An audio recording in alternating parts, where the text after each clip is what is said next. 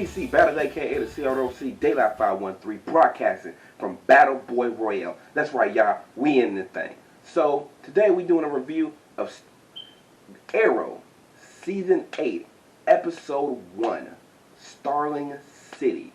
This is an episodic review, which means there will be spoilers, alright? So if you have not seen this episode, head over to CWTV.com and watch the episode for free. You know what I'm saying? It won't really cost you nothing. I had to sit through their commercials, but you know, it's available. So, that is your spoiler warning, alright? Spoiler alert.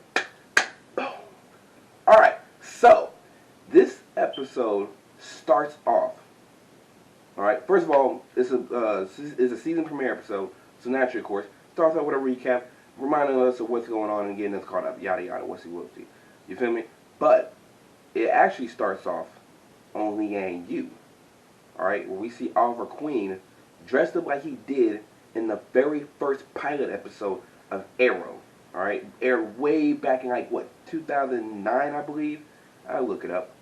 And I'll put a little thing right here. So, we start off, like I said, we start this episode off with Oliver coming off, running on the island, setting his little arrow on fire, firing off, shooting off that bonfire so he can get picked up. However, while you're watching this episode, you start to notice something really weird. You notice something odd, right? Immediately, like you can't even ignore it, all right? In the original episode, it's Slade Wilson mask sitting there with the arrow inside the eye. You feel me? To let everybody know back then, oh, Deathstroke is in this series. But this time, it's Batman's mask with an arrow in the eye. Bruh, who beat Batman with a bow and arrow?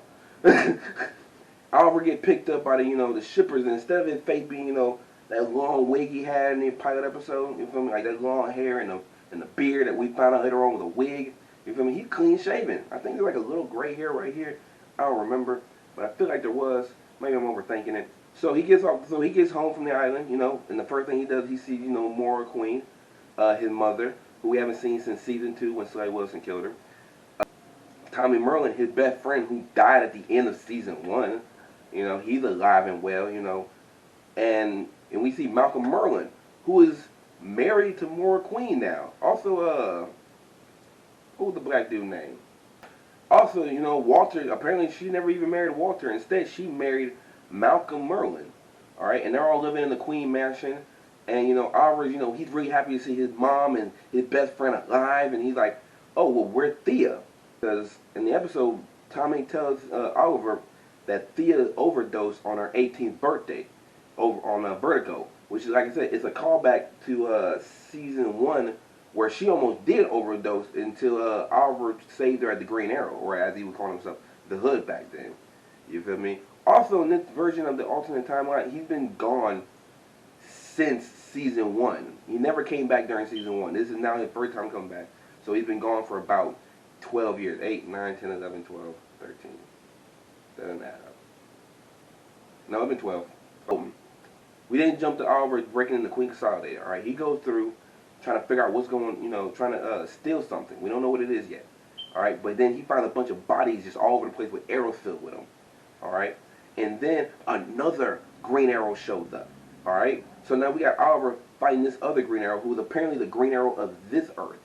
Alright, and he's fighting them, and then he takes them down, and the mask comes off him, and you realize it's Adrian Chase, alright, who was Prometheus in the season 7, I believe. 6? No.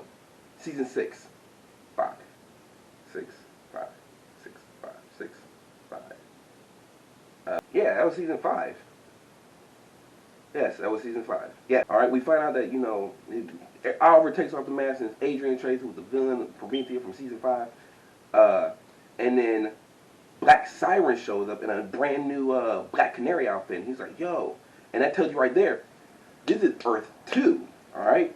Earth 2 was the home of Hunter Solomon, who pretended to be a Flash, but he was actually Professor Zoom during the second season of Flash. This is the universe where the jackass Harrison Wells is from, with his daughter Jessie Quick. None of these characters make an appearance, but I'm just giving you like a setup for the fact that this world had already been introduced to us. You know what I'm saying?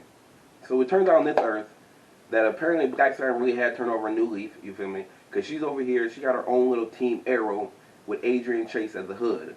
All right, and Oliver doesn't really want doesn't really want their help. And Oliver, because of the fact that he dealt with this on his Earth, he's like, it's Malcolm Merlyn.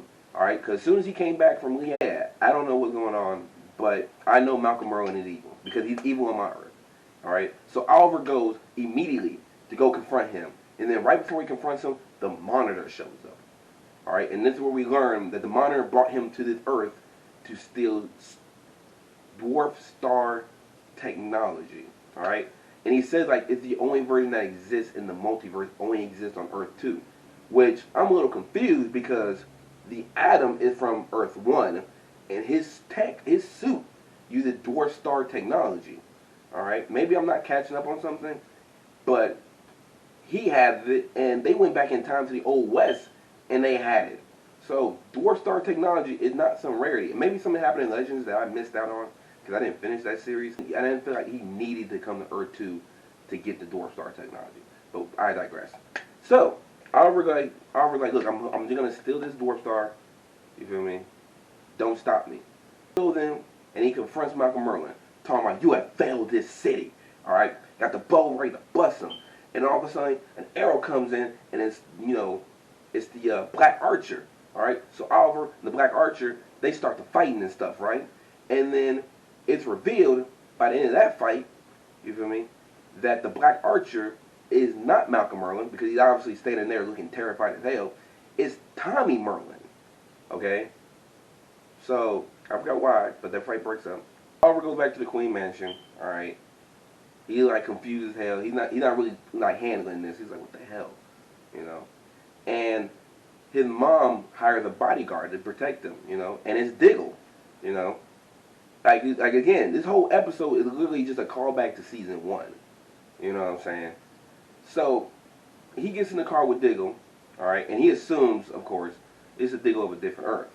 The reason I say that he assumes this because it's not. He tried to break out, and Diggle's like, nah, you're not gonna pull that trick on me again. You know what I'm saying? Like, it is actually our Diggle from Earth 1 who became Spartan. All right, and he's like, yo, you gotta let me help you on this case, man. Like, when you disappeared, we kind of figured you weren't on our Earth, so I went to Cisco, got one of his little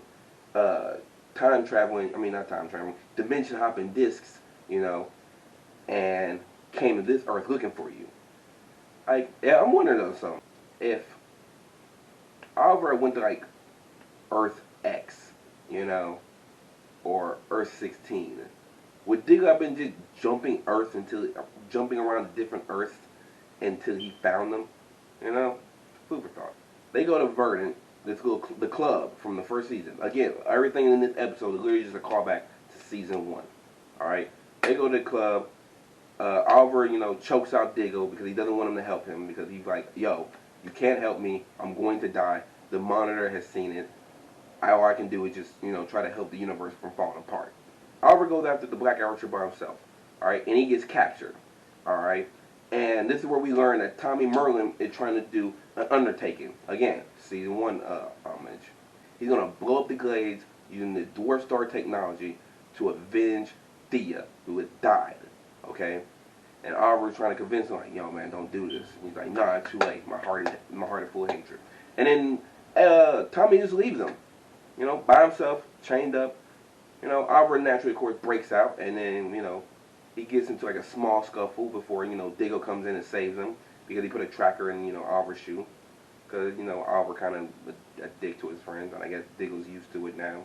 And he thinks around that. So, the two of them decide they're going to team up with, the Adrian Chase Green Hood and the Black Siren, and together they're going to take down, Tommy Merlyn's, Black Hood, Black Archer. They do it. They win, I guess. Oliver gives, the talk to Tommy, like, yo, you don't have to, be a bad guy. You feel me? Like, let the pain go. Like, I've lost a lot of people too that you wouldn't even understand. But you have to let this pain go. You don't need to blow up the Glades. And so Tommy, he admits that, Tommy, he deactivated his own bomb after Oliver beats the shit out of him. And then, this is a happy ending. And you're like, oh, yeah, and then Oliver's like, hey, I got the dwarf star technology. Time to go home. But before he can go home, all right, right when Diggle activates the device to jump dimensions, the Cisco little discus rings, right before they go through, shit hits the fan. The world, like the sky turns red and the world just starts disappearing on itself. Like you know how Thanos snapped and everybody, like half the population just turned into dust? Nah, this is turning a world into dust. Alright? This entire earth is just, and then people are just like, you know what I'm saying? The also for the B plot we have the future, the Star City 2040, which is the future of Earth 1, which is basically the next generation of Arrow. You feel me? But they're having problems and they run into the new Deathstroke, who's Diggle's son.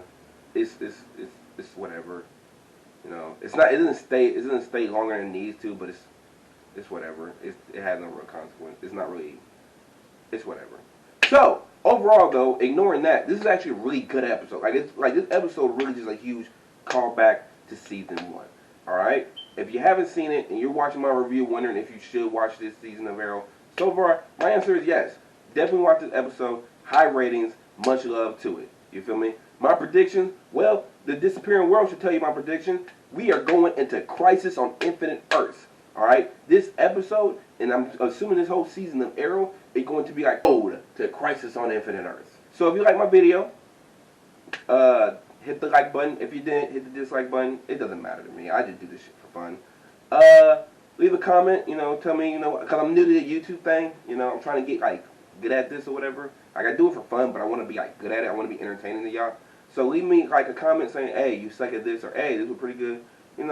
Talk about the Arrow episode. You're probably going to be one of the only people commenting, so I'm going to respond to you. So yeah, you get all my attention. And subscribe to my channel because I'm going to be putting out more of these videos. I love Arrow. I love the CW verse. I don't love everything that every show does, but I do love the Arrowverse, alright? So I am going to be doing more videos of this, alright? So, until next time, remember that happiness is a choice, so choose to be happy. And we out, y'all.